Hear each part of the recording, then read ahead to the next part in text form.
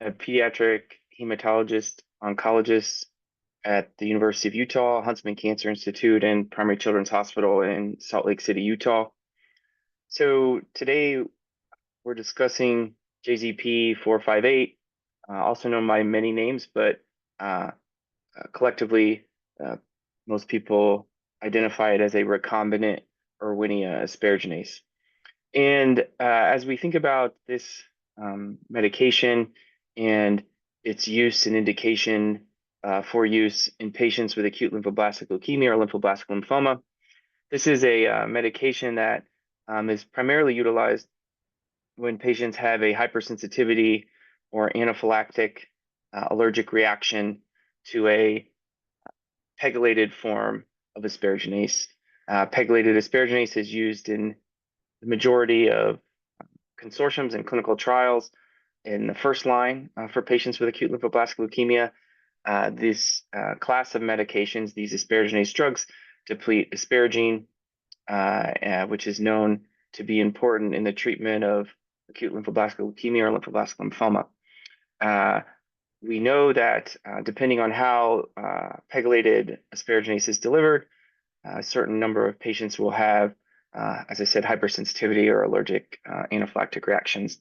And in that case, you don't typically want to rechallenge or use an asparaginase product derived from the same bacteria as the pegylated forms are. And so we then typically switch formulations to a asparaginase product that is used or that is derived from a different bacterial antigen, in this case, Erwinia. And so JZP458 or recombinant Erwinia asparaginase was investigated in the COG, the Children's Oncology Group, 1931 study, where this drug was used in patients who had hypersensitivity reactions as a part of their treatment, and has been reported now for several years in different entities and at conferences and publications to be effective at depleting asparagine itself with adequate asparaginase activity levels in children, adolescents, and young adults who have ALL or lymphoblastic lymphoma. So as we think about this medication and its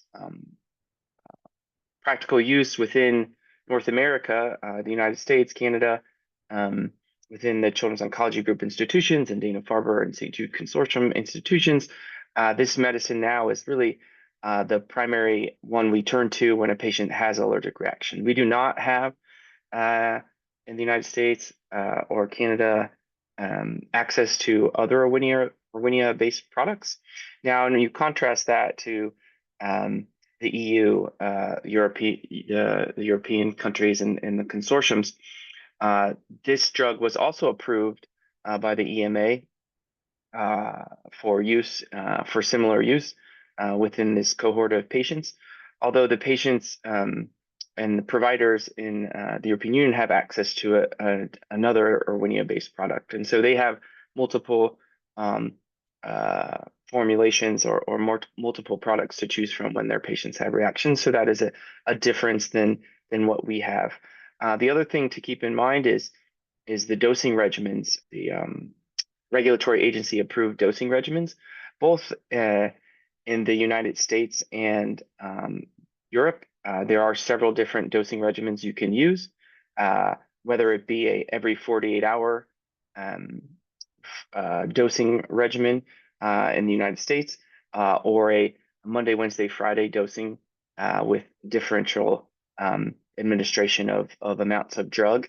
These are the approved uses in the United States, and in Europe there is additional approvals by the EMA that allows patients to use the drug in those similar ways, but also to combine the use of intravenous administration of the drug, whereas in the North American that approval, or in the US at least, does not currently exist. So the drug itself does allow for flexibility in terms of administration and scheduling for providers and patients, and this is something that is an advantage with this particular medication. So, in summary, recombinant Erwinia is a drug that's used in a percentage of the population who has allergic reactions, hypersensitivity reactions, anaphylactic reactions to pegylated asparaginase, and has shown to be effective in depleting asparagine and with appropriate asparaginase activity levels.